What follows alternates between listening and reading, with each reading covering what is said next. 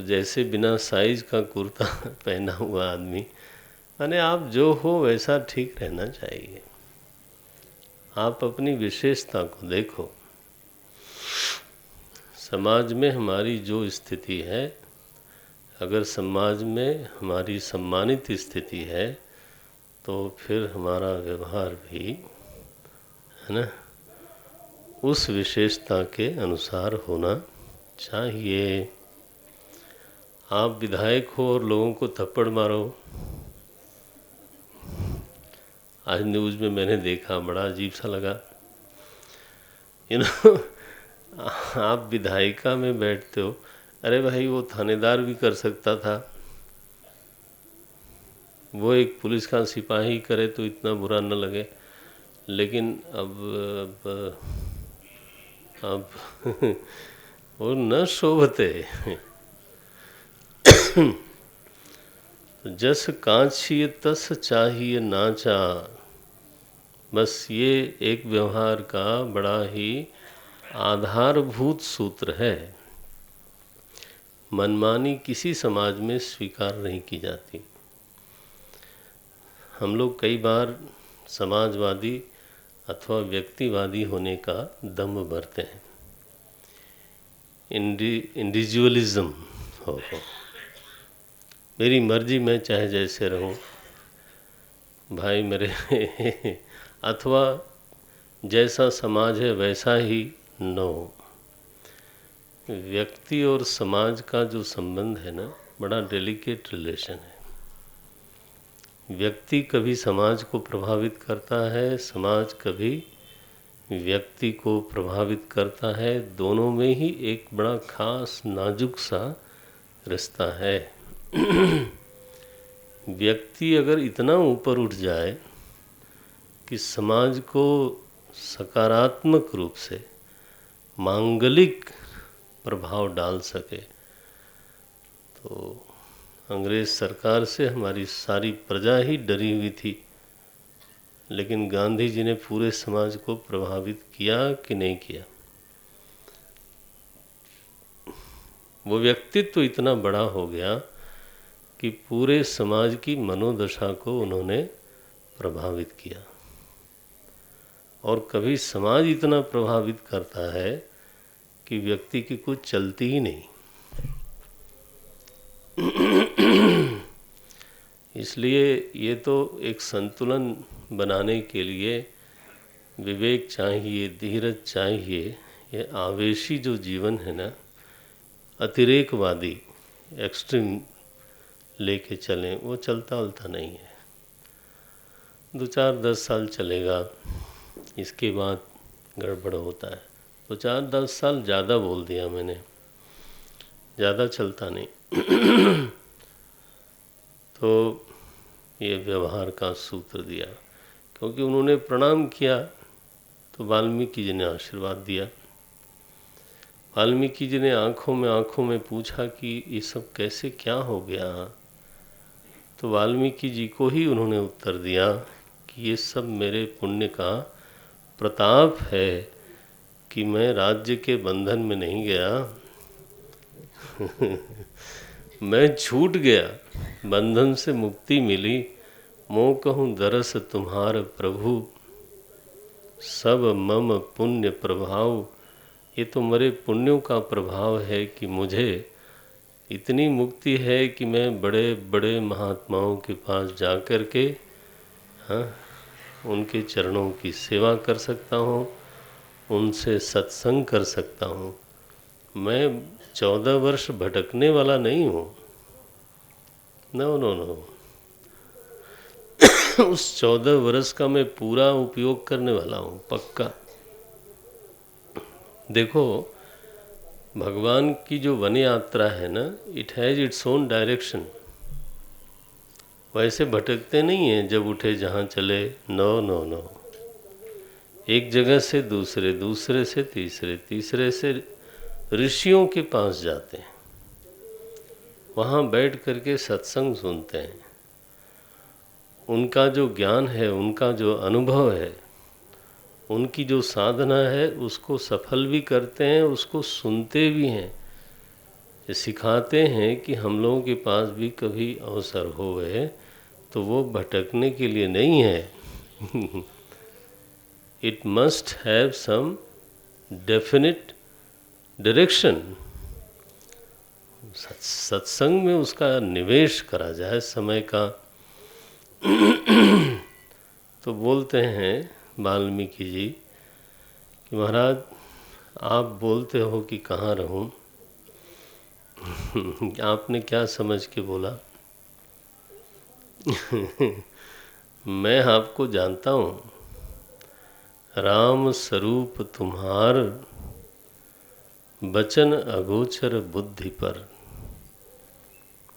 तुम्हारा राम जी आपका जो स्वरूप है वो मन से वाणी से अतीत है।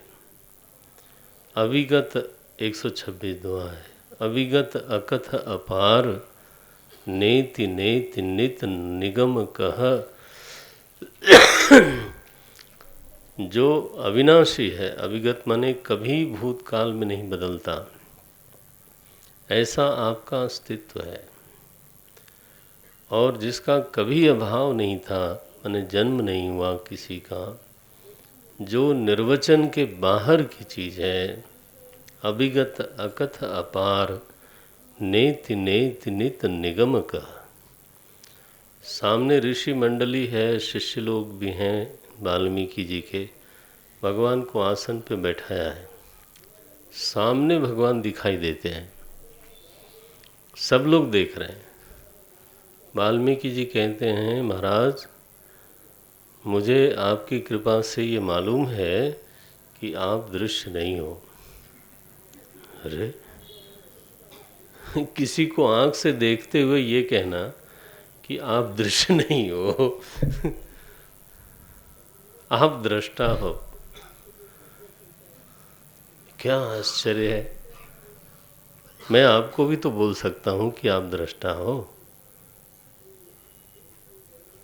बोले महाराज आप कैसे बोल सकते हो, मैं तो आपको दिखाई दे रहा हूँ।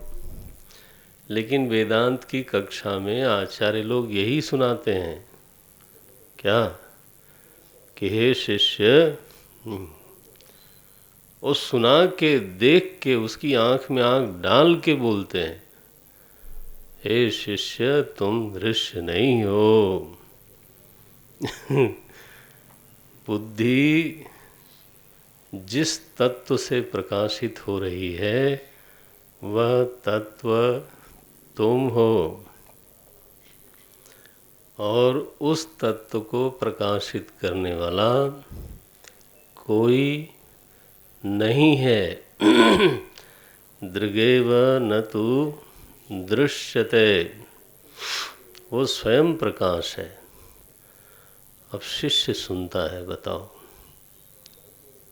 वो कभी ये महसूस नहीं करता कि गुरुजी को क्या हो गया आज, जब मुझे देख रहे हैं तो फिर भी बोलते हैं कि तुम दृश्य नहीं हो। उनकी आंख मुझे प्रकाशित कर रही है, फिर भी बोलते हैं तुम्हें कोई प्रकाशित नहीं करता। बल्कि अगर अनुग्रहित शिष्य है तो गुरु की इस वाणी से वो उपकृत होता है, वैसा ही अनुभव करता है कि हाँ मैं दृष्टा हूँ, बुद्धि दृश्य है और वो प्रकाशित हो रही है। ये भी बात सही है, बुद्धि दृश्य है, जानी जाती है, ये बात बिल्कुल ठीक है। और कोई है जो उसको जान रहा है, जो है वो किसी का दृश्य नहीं बन रहा है, भीतर है वो, और वो मैं से अभिन्न है। अगर मैं भी दृश्य बन जाए तो मैं का दृष्टा कौन होगा? एक और मैं होगा, उस मैं का और कौन दृष्टा होगा? एक और मैं होगा। ये तो अनवस्था हो गई, अनवस्था हो गई ना। तो वाल्मीकि जी जिस तरह से बोलते हैं वैसे ही तो वेदांत के आचार्य लोग शिष्यों को बोलते हैं। जग पेखन, जगत दृश्य है, अथवा पलट दो, यत् यत् दृश्यम तत् जगत, जहाँ तक दृश्यता है वहाँ तक जगत है, जहाँ तक इदंता है वहाँ तक जगत है। ये वाल्मीकि जी बोलते हैं। जग पे खन तुम देखनी हारे। और ये जो तीनों देवता हैं ना, ये भी आपके नचाए नाचते हैं। संप्रदाय नहीं है रामचरितमानस। हाँ, विधि हरि शंभु नचावनी हारे, साफी लिखा, तेऊ न जानहि मर्म तुम्हारा। राम तुम्हारा मर्म वो लोग भी दृश्य रूप से नहीं जानते। बोले महाराज सारे शिष्य देख रहे हैं, सुन रहे हैं। राम जी संकोच में पड़े हैं कि मेरी सारी पोल पट्टी सबके सामने। वाल्मीकि जी तो मेरा नाटक ही बिगाड़ देंगे। जो मैं लीला करने आया। तो भगवान ने मुस्कुराया होगा थोड़ा, बोले कोई नहीं जानता मुझे। बोले नहीं, सोई जानई, बहुत बढ़िया मीठी पंक्ति है। सोई जानई जही देहु जनाई, जिसको आप जना दो। आप स्वयं अपने आप को किसी के सामने प्रकट कर दो। सोई जानई देहु दे, सोई जानई जही देहु जनाई, वही जान सकता है। और जान लिया तो जानत तुम्हें होई जाई।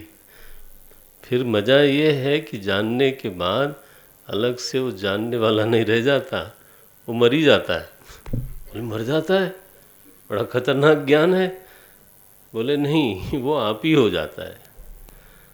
तुम्हें ही होई जाई, तुम्हारी कृपा। आहा, मिठास देखो। तुम्हारी कृपा तुम्हें रघुनंदन, जानहि भगत भगत उर चंदन। भक्त के हृदय में शीतल चंदन की तरह रहने वाले प्रभु, आपकी कृपा से ही आपका भक्त ही आपको जानता है। वो तो ठीक बात है। भगवान ने कहा ददामि बुद्धि योगम तम। भगवान ने कहा तेषामेवानुकंपार्थम अहमज्ञानजं तमः नाशयामि आत्मभावस्थ ज्ञानदीपेन भास्वता। भास्वता ज्ञानदीपेन तमः अहम नाशयामि। अनेन प्रकारेण अन्वयः भवति।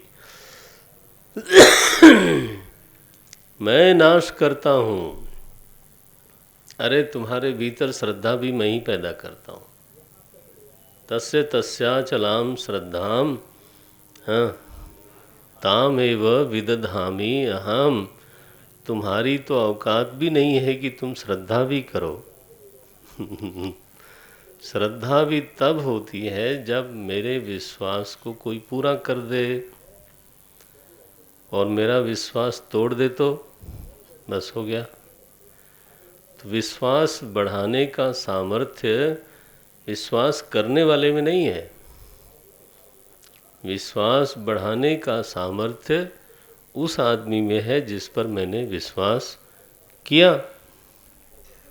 बना कि नहीं? तो वो विश्वास पात्र होगा या विश्वासघाती होगा, दैट इज हिज रोल। इसलिए अर्जुन,